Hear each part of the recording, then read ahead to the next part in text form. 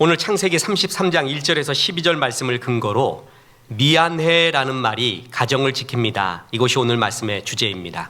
우리 하나님 말씀 이렇게 듣기 전에 동영상 하나를 보겠는데 좀 이렇게 인생의 연식이 되시고 경륜을 먹으신 분, 이 사람을 기억할 것입니다. 아주 영화사에 길이 남는 명장면입니다. 특히 표정을 잘 보시기 바랍니다. 한번 보겠습니다.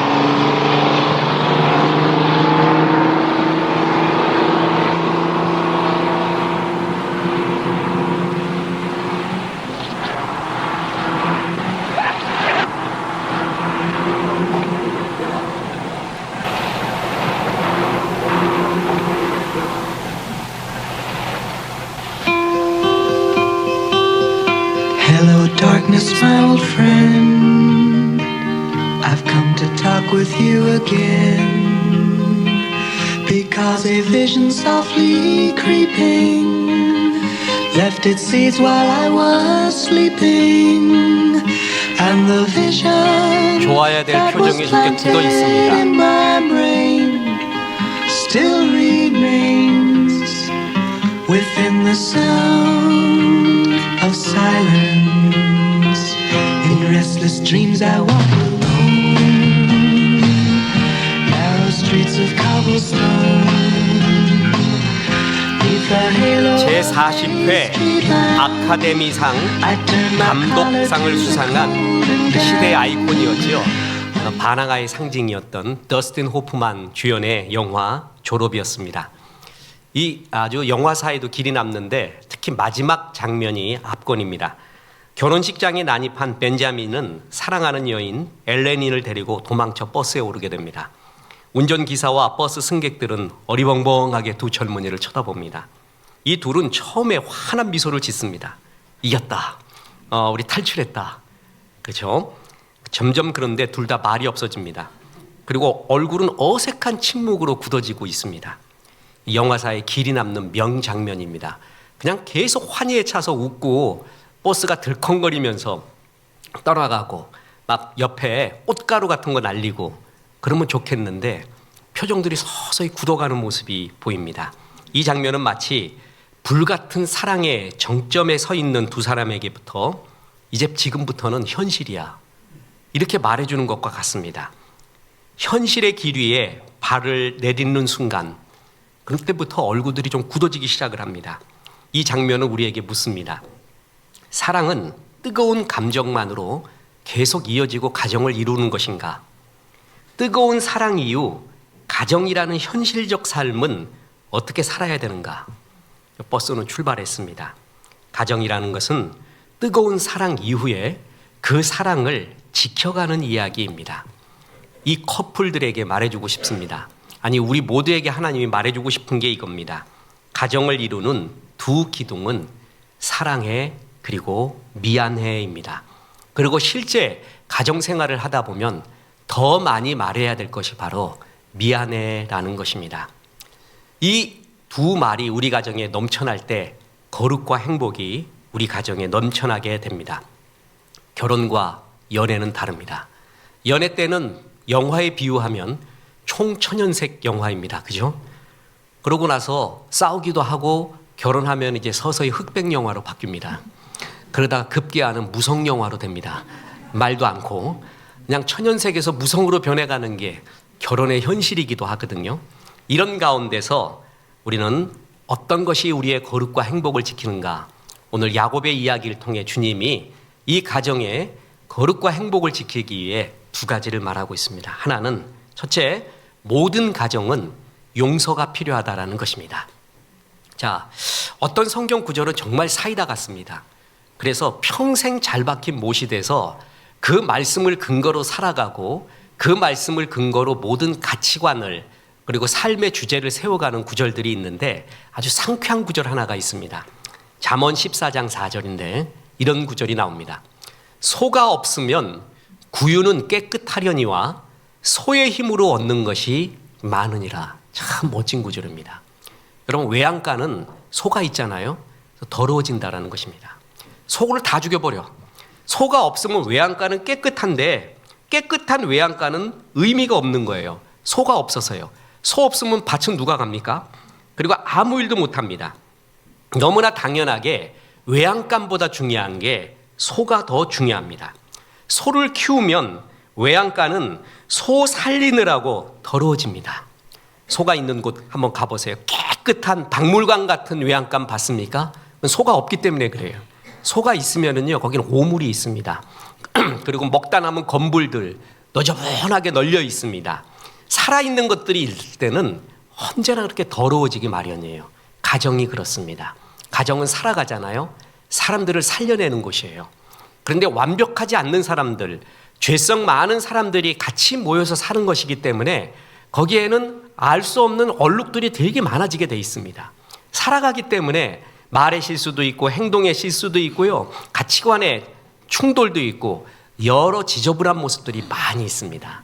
깨끗한 가정, 완벽한 가정, 그런 가정은 없습니다. 서로 얼룩이 다 묻어 있어요. 드라마 보면은 가정들이 참 깨끗하죠. 집도 깨끗해요. 난 드라마 볼 때마다 집 풍경을 내세울 때 저 정말 거짓말이다라고 생각하는 게 있어요. 왜 빨래가 없어요? 빨래. 집에는 빨래가 있어야 되잖아요. 그죠? 그냥 세탁기에서 말리고 건조기에서 말릴 수도 있지만 어떨 때는 급하면은 또 습기를 위해서 집에다가 걸어놓을 때도 있고 방바닥에 널려놓을 때도 있고 내 이제까지 한국 드라마에서 그거 본 적 한 번도 없어요. 그래서 저거 리얼리티가 실제성이 되게 떨어진다. 가정은 지저분한 거예요. 별의별 거 다 아랫난리고 윗난리고 다 걸려있고 빨래 다 걸려있고 그냥 그렇게 사는 거예요. 그 속에서 밥 풀린 것도 있고 청소 못한 것도 있고 설거지 밀린 것도 있고 외양간은 깨끗하지 않습니다. 소를 살리기 위해서는 지저분한 것입니다. 우리의 가정도 그렇습니다. 이게 실생활입니다. 그래서 필요한 것은 뭐냐 하면 이 가정에는 용서가 필요하다는 것입니다. 그리고 그 용서를 가장 갈망했던 이 사람의 이야기, 그게 오늘 본문입니다. 오늘 본문은 창세기 33장 야곱과 에서가 만나는 장면입니다. 야곱은 형의 자리 넘보면서 형의 에서의 장자권을 탐했습니다. 형이 사냥 갔다가 와서 배고픈 순간 팥죽 한 그릇으로 형에게 장자권을 빼앗았습니다.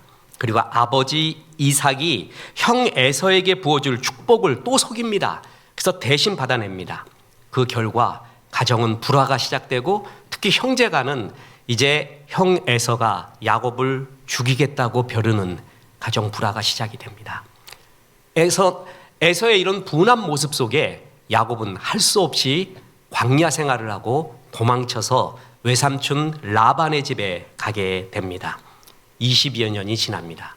이렇게 도망갔다가 야곱이 고향으로 돌아오고 있는 장면이 오늘 본문입니다. 에서는 원한에 사무쳐서 20여 년을 보내게 됩니다. 야곱은 두려웠습니다. 형의 원한, 형의 복수심, 나를 죽이겠다고 이야기했던 그 형의 마음이 풀렸을까? 아니, 안 그랬을 수도 있어. 뭘 보면 아냐 하면은 야곱이 돌아온다는 소식을 듣고 에서는 400명의 장정을 거느리고 모으고 있는 거예요. 400명의 장정, 뭘 의미합니까? 죽여버리겠다라는 얘기입니다. 야곱은 정말 두려웠습니다. 그리고 정말 힘들었습니다. 형에게 줄 양, 염소, 나귀, 소, 그리고 낙타를 최선을 다해 준비합니다. 그런데 이것으로 형의 마음을 녹일 수 없다는 것도 어렴풋하게 느끼고 있었습니다. 마침내 형이 가까이 왔습니다. 만나게 되었습니다. 그때 야곱의 행동은 간단히 말해서 땅에 7번 몸을 구부리며 형에게 절을 하게 됩니다. 창세기 33장 3절입니다. 자기는 그들 앞에서 나아가되 몸을 7번 땅에 굽히며 그의 형 에서에게 가까이 가니, 야곱 굉장히 늙은 나이였습니다. 그리고 에서를 만나기 전에 야복강에서 천사와 씨름한, 하나님의 사자와 씨름한 사건이 있었습니다. 그때 야곱은 환도뼈가 부러집니다. 그래서 다리를 저는 장애인이 되어 있는 상태였습니다. 그런 상태에서 야곱은 형에게 최상의 예의, 그리고 지난날 나를 용서해 달라는, 내가 정말 잘못했다는 상징적인 행위인 7번 땅에 엎드려 절을 하게 됩니다. 에서는 그런 야곱을 봅니다. 그리고 달려갑니다. 껴안아 줍니다. 목을 어긋맞겨 입 맞추고 피차에 우는 기적 같은 일이 일어납니다. 33장 4절입니다.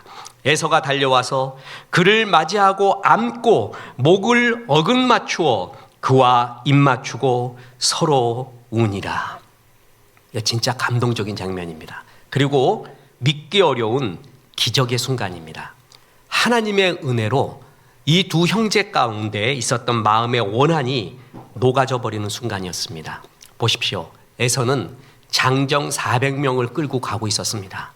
야곱을 죽이겠다는 것입니다. 그런데 그 동생 야곱을 보자 마음이 무너져 내립니다. 긍휼의 마음, 사랑의 마음이 그동안 자기를 감싸고 있었던 분노와 증오의 마음을 압권해 버린 것입니다. 여기에 등장하는 에서의 행동을 뜻하는 5동사 중 앞에 4개 동사를 보십시오. 달려오다, 껴안다, 목을 어긋맞기다, 입을 맞추다. 에서가 야곱을 보는 순간 감정이 격앙돼서 했던 행동들입니다. 그리고 마지막 동사 운이라는 3인칭 남성 복수형으로서 에서와 야곱이 함께 눈물을 흘린 겁니다. 전적인 하나님의 역사였습니다. 여러분, 용서도 하나님의 은혜가 있어야 됩니다. 진짜 나는 사과하고 싶은데 상대편이 안 받아줄 수도 있습니다. 어쩔 수가 없어요. 그래서 용서를 받기 전에, 용서를 구하기 전에 하나님께 기도해야 됩니다. 하나님의 은혜로 에서가 마음이 녹아진 것입니다. 이 장면은 성경에서 화해와 회복을 뜻하는 어떤 학자의 표현에 의하면 2대 장면이라고 합니다. 구약에서는 야곱과 에서의 만남, 신약에서는 누가복음 15장에 나오는 탕자와 아버지와의 만남. 이 두 가지가 신구약에 나오는 회복과 화해, 그리고 회개, 받아들임, 정말 복음적인 역사적 순간을 이 두 장면으로 말합니다. 진짜 탕자가 아버지에게 돌아왔을 때 아버지가 산 거가 아직 먼데 달려갑니다. 그를 껴안습니다. 그리고 몸에 가락지를 끼워주고 새 옷을 입히고 새 신을 신기고, 이 에서의 모습과 똑같습니다. 그야말로 가정의 화평이, 화목이, 그리고 화해가 이루어지는 기적 같은 일입니다. 그리고 형을 마주하는 순간 야곱은 이렇게 외칩니다. 창세기 33장 10절입니다. 내가 형님의 얼굴을 배운 즉 하나님의 얼굴을 본 것 같사오며. 이 말에서 알 수 있는 게 지난 20년 동안 야곱의 마음이 이런 형을, 그리고 아버지 이삭을 속인 사건이 얼마나 가슴을 눌러왔던가. 형님 보니까 하나님 얼굴 보는 것 같습니다. 하나님이 나를 용서하시는 것 같습니다. 이제서야 모든 것이 풀려갑니다. 야곱의 일생에 있어서 결정적인 2가지 사건. 하나는 야복강가에서 하나님의 천사, 하나님이죠, 그와 씨름을 하는 겁니다. 또 하나, 형 에서를 만나서 화해하는 순간. 이것은 그야말로 마음에 이루 말할 수 없는 평안. 그가 라반의 집에서 또 여러 재물을 얻고 여러 이런 재물들을 취했잖아요. 그때의 사건과는, 그때 그 소유의 기쁨과는 비할 수 없는 내 마음의 모든 응어리가 녹아내리는, 그야말로 하나님 최고의 선물과 축복을 받은 최고의 평강이 임하는 사건이 이 사건이었습니다. 죄사함 받은 겁니다. 로마서 3장 23절에 이런 구절이 나옵니다. 모든 사람이 죄를 범하였음에 하나님의 영광에 이르지 못하더니. 정말 생명 같은 구절이죠. 모든 사람이 죄를 범하였다는 것은 모든 사람이 완벽하지 않다라는 의미입니다. 다 흠이 있다는 얘기예요. 그러면 모든 사람에게는 은혜와 용서가 필요하다는 그 의미와 또한 똑같습니다. 모든 사람이 죄를 범하였음에, 그 말은 모든 사람이 용서가 필요하며, 모든 사람이 하나님의 은혜가 필요하며, 바로 이 구절과 똑같습니다.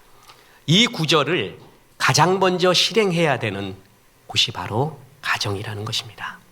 가정에서 제일 먼저 용서하고 이해하고 받아들여지는 그러한 화해와 은혜가 있을 때 삶에 자신감이 생기고 역사가 생기고 이 용서가 가장 필요한 곳이 바로 가정입니다. 여러분 살다 보면 말이에요. 되게 매력적인 사람이 있습니다.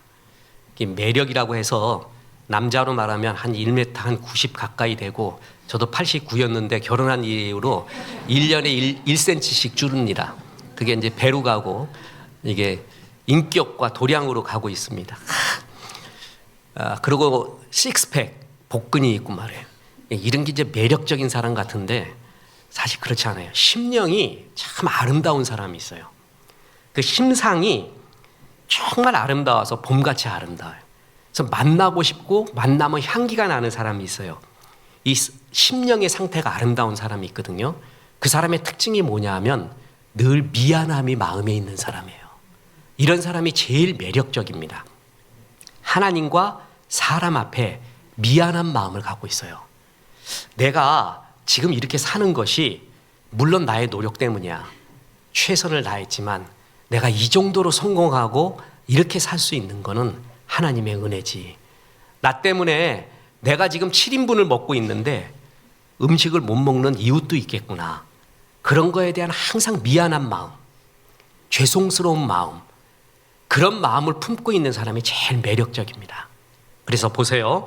로마서 1장 14절에 헬라인이나 야만인이나 지혜 있는 자나 어리석은 자에게 다 내가 빚진 자라.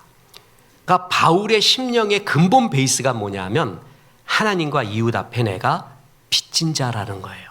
미안하다는 거예요.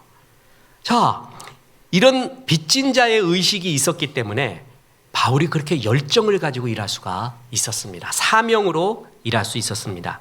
빚진 자의 심정을 가진 자의 반대가 뭐냐면 늘 자신이 옳고 자신이 잘 보고 있고 그래서 다른 사람들이 다 마음에 안 들어요. 그래서 불평, 불만을 가득 품은 사람, 이런 사람 옆에 있으면 피곤해서 못 삽니다. 힘듭니다. 제가 책 제목 중에 우스운 제목 하나 있었다 그랬죠. 이 회사에서 제대로 된 사람은 나밖에 없어. 이게 책 제목입니다. 그런 의식을 갖고 있는 사람이 있어요. 어느 공동체만 가면 나쁜 것만 보여. 이것도 문제 저것도 문제. 나는 제대로 보고 있고 나는 옳아. 그래서 이 회사에서 제대로 된 건 나밖에 없다. 이런 의식을 갖고 있잖아요. 그럼 누구 다 싫어합니다. 누가 좋아해요? 나 같은 사람이 이곳에 와서 이 좋은 회사에 와서 일할 수 있는 게 얼마나 감사한지 모릅니다. 늘 이런 마음을 품고 있는 사람, 그 감사하는 마음, 미안해하는 마음, 그죠? 이런 사람이 참 매력적인 마음을 갖고 있는 거예요. 내가 만난 사람은 참 좋은 사람들 많았어. 사랑스러운 사람 많았어. 마치 바울 서신의 그 훔이 끝없이 나의 동역자들, 후원자들, 감사하는 자들의 이름을 적듯이 오늘날 내가 된 것은 다 그런 사람들 때문이야. 참 고마운 사람들 많았지 하는 사람하고 내가 만난 사람들은 전부 도둑놈들이었다. 나한테 등쳐먹으려고만 했지 다 나쁜 놈들이었다. 이렇게만 생각하는 사람 옆에 있어 보세요. 힘들어 죽습니다. 빚진 자의 의식, 그것은 다시 말해서 내가 참 삶에 하나님 앞에 이웃 앞에 좀 미안하다, 빚을 졌다. 그게 바로 은혜를 간직한 사람의 마음이에요. 우리가 모든 것이 은혜, 모든 것이 은혜 이 찬송 수없이 하잖아요. 은혜를 기억하는 사람이 뭐냐 하면은 나는 하나님과 이웃 앞에 참 미안하다, 빚졌다, 늘 이런 마음을 갖고 있는 것, 그게 매력적이고 은혜의 사람이에요. 돌아보세요. 야곱하면 느껴지는 게 뭐예요? 수단과 방법을 다 써서라도 자기의 욕심을 이루려고 하는 잔꾀 부리는 야곱 아니에요? 뒤통수 야곱이란 말이에요. 그런데 오늘의 모습은 뭐냐면 영거푸 형한테 미안하다고 몸을 숙입니다. 그리고 오직 그의 처분만 바라고 있는 이 미안한 마음의 야곱, 이 둘 중에 어떤 것이 더 매력이 있습니까? 어떤 것이 정말 아름답습니까? 사람이 정말 아름다울 때가 이러한 미안한 의식, 빚진 의식, 은혜의 의식이 있을 때 가장 아름답게 됩니다. 야곱이 바로 이럴 때가 가장 아름다웠습니다. 가정에서도 보면은 자녀가 부모의 은혜를 기대 안 하면서 미안해라고 죄송합니다, 미안합니다라고 말할 때, 남편이 아내에게 미안합니다, 아내가 남편에게 미안합니다 할 때, 그리고 그것을 받아들일 때, 여러분 그것은 사랑해보다도 더 높은 차원이라고 봅니다. 그 미안해는 사랑해라는 것이 다 포함되어 있는, 그리고 정말 하나님의 은혜와 그 사람에게 빚진 마음으로 진심으로 7번을 절할 때 그것이 통용되는 가정, 그것이 가장 아름답다라는 것입니다. 미안해라는 말을 진심으로 직접 하는 것이 제일 좋습니다. 그런데 그 말을 죽어도 못하는 환경에서 자란 사람이 있어요. 그러면 차선책으로 미안해를 느낄 수 있는 진실된 행동, 그 실천을, 미안함을 행동으로 표현하라는 것입니다.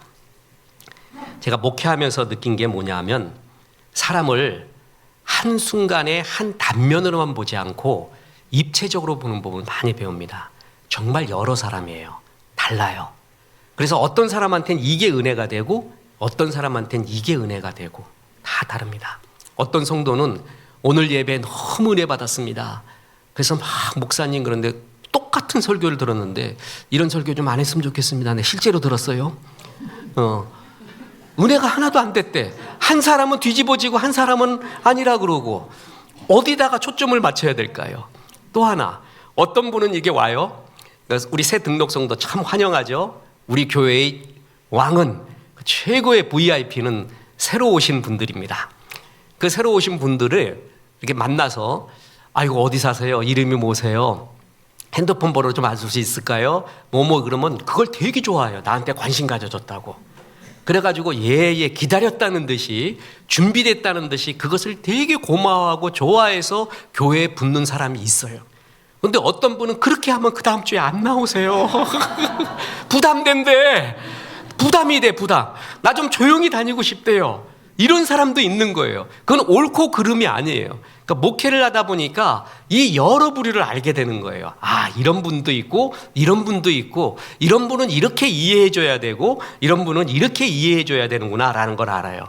어떤 사람은 사랑의 미안해를 굉장히 많이 말한 가정 환경에서 자란 사람이 있어요. 그래서 이런 사람은 사랑의 미안해 이것이 되게 편해요. 그냥 막 자연스럽게 말해요. 그죠? 근데 어떤 사람은 이런 환경에서 자라나지를 않은 사람이 있다라는 거예요. 특히 미안해라고 말하면 엄청난 불이익이 오는 그런 환경에서 자란 사람이 있습니다. 내가 잘못했어. 그러면 내 죄를 인정하는 것이고 그것은 곧 처벌이나 손해를 뜻하는 그런 환경에서 자란 사람이 있습니다. 책임이 다 전가되고, 그래서 이 손해보지 않기 위해서 사과하지 않고 미안하다고 그러지 않고 끝까지 방어하고 끝까지 변명되는 환경에서 자란 사람도 있다는 거예요. 또 하나, 미안해라고 말하면 엄청난 처벌이 와. 그 처벌이 뭐냐면 두들겨 맞는 것뿐만 아니라 아주 차가운 시베리아의 눈총, 욕설, 심지어는 광에서 한 이틀 동안 밥 안 먹이고 자. 이건 극단적인 얘기지만 잘못했다고 하면은 그런 환경과 그런 강한 처벌이 오는 곳, 그런 곳에서 자랐으면요 절대 미안하다고 안 그럽니다. 우리 탈북 목사님들 뵙고 제가 배우는 게 되게 많습니다. 북한에서 자랄 때의 심령이 어땠을까, 그때의 그 느낌이 어땠을까, 어떤 생각이었을까를 자꾸 이렇게 물어봐요. 그 중에 하나가 뭐냐면 미안해. 탈북 목사님들의 특징이 뭔지 아십니까? 미안합니다, 감사합니다, 말을 못합니다. 그 환경이 아니었어요. 그래서 어느 날 어느 목사님도 고백할 때 그래. 내가 이 자유 대한민국에서 배운 게 감사합니다래. 거긴 감사합니다가 없대요. 내가 못 사는 것은 저 가진 놈이 많았기 때문에, 저놈이 내 걸 다 가져갔기 때문에 나는 내 일생 통해서 투쟁해서 그걸 뺏어내야 된다. 뭐가 감사해요? 내가 뺏었는데.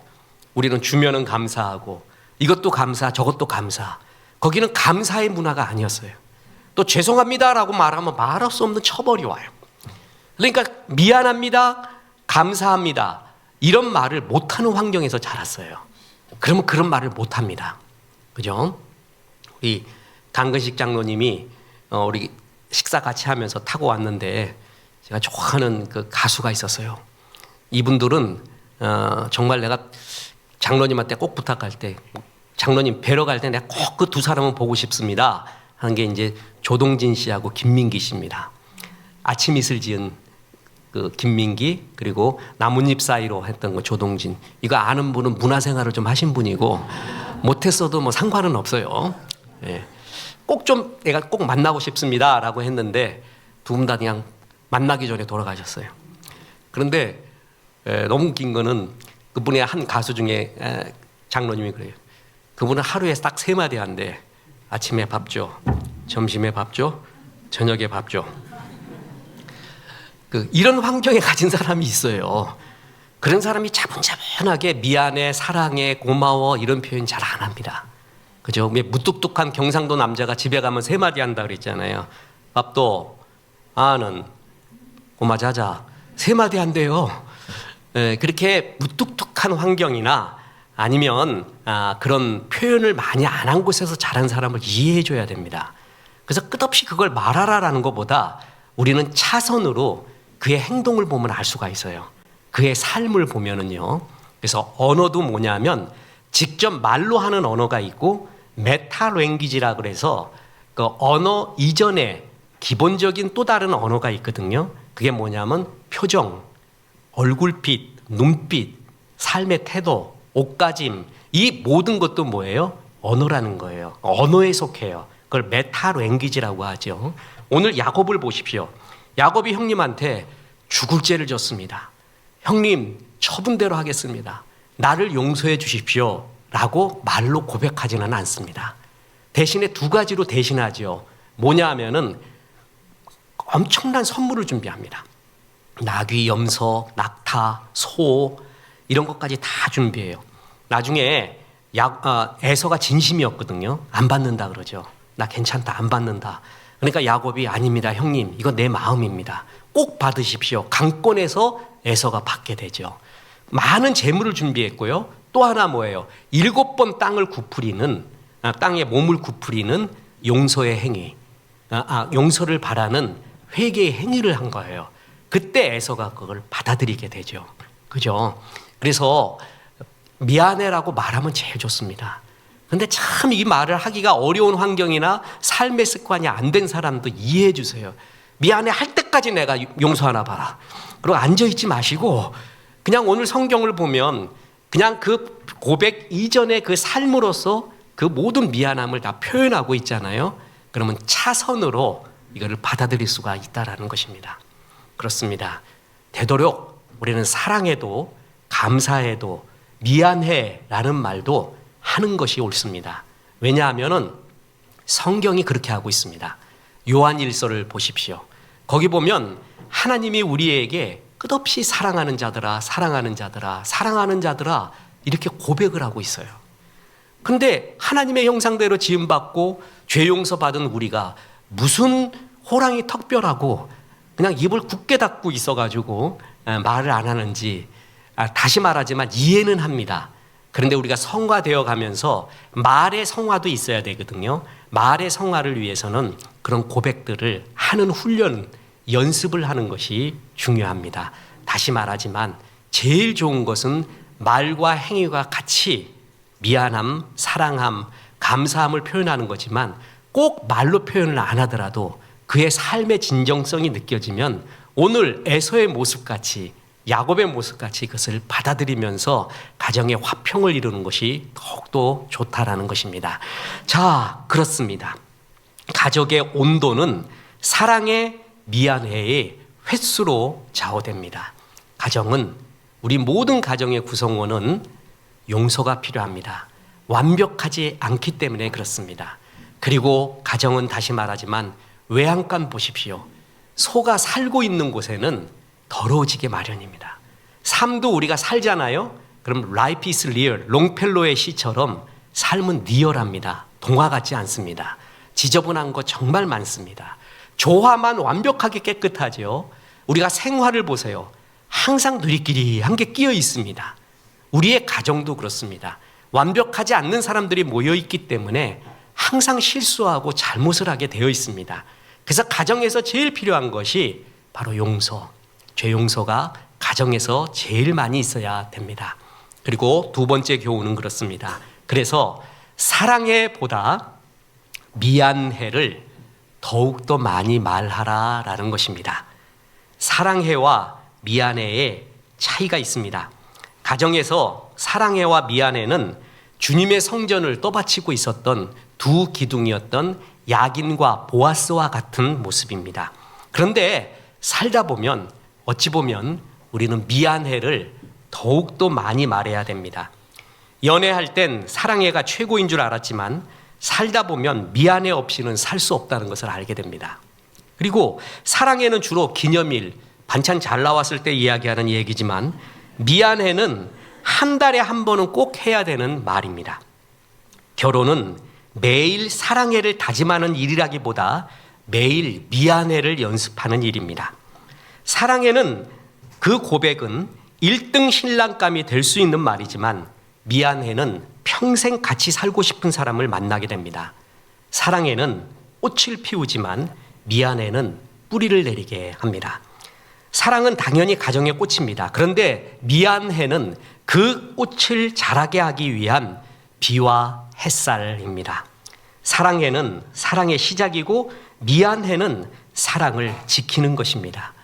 사랑해가 가족을 묶는 끈이라면 미안해는 끊어진 끈을 다시 잇는 매듭입니다. 사랑해가 가슴을 채운다면 미안해는 빈틈을 메꾸게 됩니다. 사랑해는 영화 대사 같고 미안해는 살림살이입니다. 그러므로 사랑은 사랑해로 시작해서 미안해로 살아가는 것입니다. 사랑해라는 말은 예쁘고 꽃다발 같고 햇살 같고 기분 좋은 초콜릿 같습니다. 그런데 미안해라는 말은 비 오는 날의 우산 같고 겨울 언 손에 끼우는 장갑 같은 말입니다. 하나님이 복 주시는 가정에는 사랑해라는 축복의 언어와 미안해라는 회개의 언어가 넘쳐납니다. 그래서 복 있는 가정은 사랑해를 자주 말합니다. 그런데 미안해를 더 자주 말합니다. 주님은 잠언 28장 13절에서 이렇게 말씀하셨습니다.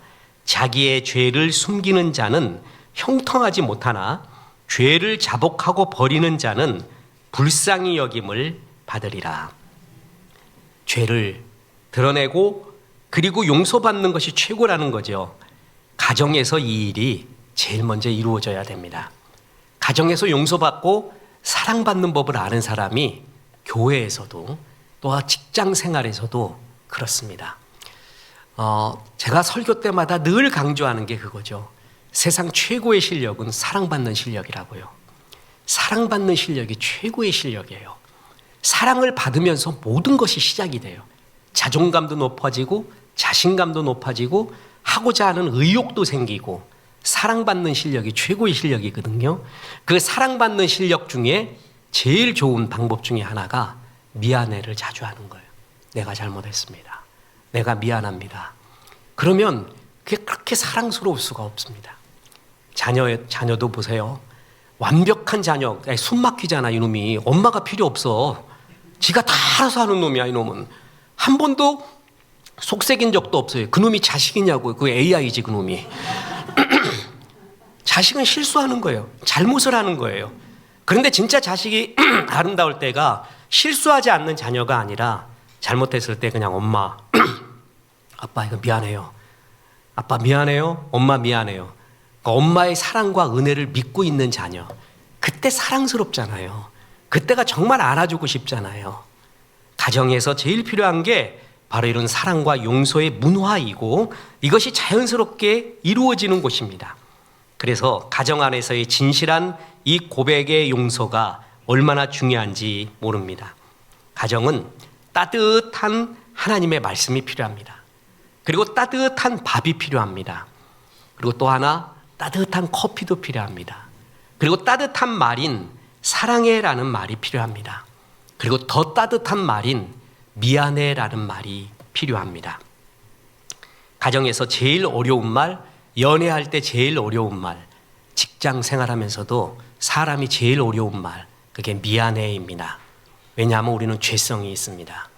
그래서 미안해라고 말하는 순간에 오는 불이익들, 자존감 상함, 자존심 상함, 여러 생각이 들어요.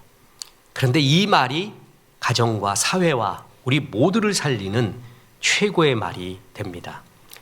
정치인이 이것은 죄송합니다. 저의 잘못입니다. 안 말하죠? 말하면 어떻게 돼요? 그때부터. 그럼 그거 하지 마, 정치. 네가 그런 잘못했으니까 그런 정치하지 마. 라고 시작을 합니다. 그리고 그것에 대한 막 증거를 내세우면서 막 고소고발하고 야단부르스를 하잖아요. 그러니까 이런 문화에서는 미안해 소리를 절대 안 합니다. 가정이 이런 문화가 돼서는 안 되는 거예요. 미안해 하는 그 모습을 보고 그냥 더 따뜻하게 미안해하지 않게 더 감싸주고, 야, 괜찮아. 그거 괜찮은 거야. 얘가 미안해라고 말하기 전에 오히려 더 감싸주고, 그런 일들은 아무것도 아니야. 우리 가정은 그런 곳이야. 라고 보여줄 때 그 가정이 아름다운 곳이 됩니다. 저는 우리 아버님 요즘도 가끔 꿈에 나타납니다. 특히 가을 낙엽 이렇게 질 때는 아버님 꿈 많이 이렇게 봅니다. 요번 또 어버이날 가까이 돼서 그런지 아버님 꿈 또 꾸고 아버님하고 이야기도 하고 꼭 살아계신 것처럼 아버님이 해줬던 여러 이야기가 있습니다. 그 중에 잘 잊혀지지 않은 게 있어요. 뭐냐면 이제 저희 집이 이제 여자가 하나 끼면 뭐라 그래요? 남매라 그러죠? 예. 삼남매입니다. 그래서 제가 장남이고 장손입니다. 그리고 제 여동생 하나 있고 남동생 우리 한재성 집사가 있습니다. 한재성 집사까지 이제 대학을 다 들어갔어요. 저 우리가 다 대학 들어갔잖아요. 이제 그랬더니 아버지가 이렇게 평생에 한 번이었어요. 이렇게 모아놓고 이야기를 하는데 막내까지 들어가니까 너희들이 참 고맙다 그래요. 자랑스럽고 고맙대요. 그러면서 많이 너희 공부하는데 많이 도와주지 못해서 미안하다 그래요. 미안했다. 아버지 마음이 미안했다. 그게 잊혀지지가 않아요. 그 미안했다라는 말을 들었는데 그때 이제 여동생, 남동생은 모르죠. 근데 이제 장남은 또 다른 게 있어요. 아버지에 대한. 그러니까 아버지에 대한 마음이 또 다른 그 무언가가 있거든요. 그 미안했다라는 말 듣고 제 기억에 그냥 한없이 울었어요. 그 자리에서. 그렇게 애틋하고 살풋하고 말이에요. 그 어른이 가장이 자녀에게 미안했다 하는 그 말. 거기에 사랑한다, 너희들이 자랑스럽다, 모든 게 포함되어 있어요. 아내가 남편에게, 남편이 아내에게, 그리고 부모가 자녀에게, 자녀가 부모에게 사랑이라는 말, 더욱더 미안해라는 말, 이게 많이 할 수 있는 가정이 멋진 가정입니다. 거기가 치유가 있고 화해가 있고 평화가 있는 가정이 그런 가정입니다. 미안해라는 말을 마음껏 할 수 있는 신앙적 분위기, 그가 미안해라고 말하기 전에 미안하지 않게 그냥 그 정도는 아무것도 아니야 라고 받아줄 수 있는 신앙적 마음, 그것이 정말 중요합니다. 저는 성경에서 누가복음 15장에 탕자가 아버지께로 돌아올 때 얼마나 미안했겠어요. 그죠? 그때 아버지는 탕자에게 한마디 묻지 않습니다. 묻지 않았지 왜 나를 떠나냐고, 그런 거 하나도 안 물어요. 그냥 뭐냐면은 그냥 왔다, 내 아들 왔다. 네가 그동안 잘못한 일보다도 집 나가서 뻘짓거리 한 것보다 그냥 네가 좋다, 그걸 보여줍니다. 그냥 사랑하고 껴안아줍니다. 오늘 에서도 그랬습니다. 야곱아, 사실 내가 얼마나 가슴 아팠는 줄 아냐? 정말 죽이고 싶었다. 내가 400명까지 끌고 왔어. 너 그거 알아볼라. 그런데 내가 오늘 참는 거다. 그거는 용서가 아니에요. 그죠? 아직도 속으로 갈고 있는 거죠. 일체의 말을 안 했습니다. 그냥 어긋겨 막 껴안고 입 맞추고 울고, 네가 잘못했던 그 모든 것 너머에 내가 너를 사랑하는 마음이, 형제로서 사랑하는 마음이 더 많았다. 이것이 하나님이 주신 은혜의 가정이었습니다. 저는 이 두 장면이 정말 성경에 나온 최고의 화해의 장면, 아름다운 벅찬 장면, 우리의 가정들에서 수없이 이루어져야 될 아름다운 장면이라고 봅니다. 우리 가정에 사랑애가 넘쳐나고 미안해가 더욱더 넘쳐나고 주의 은혜 충만해서 이곳이 천국이구나, 이런 가정, 제가 줄에서만 쓰면 늘 말하죠. 아이들이 말합니다. 엄마 아빠 오늘 주일학교에서 천국에 대해서 배웠어요. 천국이 뭐예요? 그럼 엄마 아빠가 이렇게 말해줘야 됩니다. 천국이란 말이야 우리 집과 같은 곳이야. 사랑이 있잖아. 찬양이 있잖아. 기도가 있고 말이야. 그리고 소망이 있잖아. 무엇보다 용서가 있잖아. 우리 가정 같은 곳이 바로 천국이란다. 이렇게 말할 수 있는 귀한 가정 되시기를 주 예수의 이름으로 축원합니다. 우리 하나님 말씀 생각하며 찬송합니다. 559장입니다.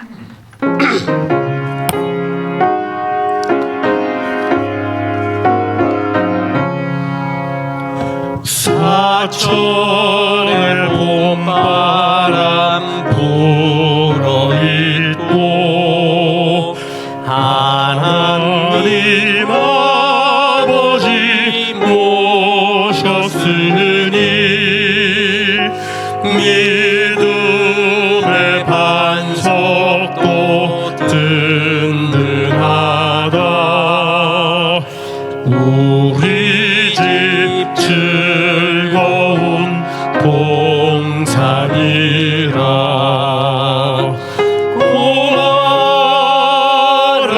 고마워라 임마누엘.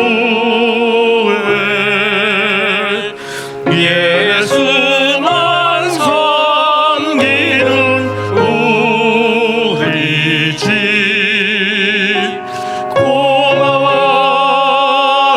고마워라 임마누엘. 복되고 즐거운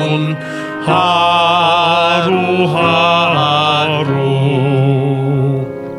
이제는 우리 구주 예수 그리스도의 은혜와 하나님의 크신 사랑과 성령님 사랑의 미안해를 많이 말하라 말씀하심이 이 말씀에 아멘한 성도들에게 함께 하셔서 이제부터 끝날까지 크신 영광 받으시옵기를 우리 구주 예수 그리스도 이름으로 축원하옵나이다. 아멘.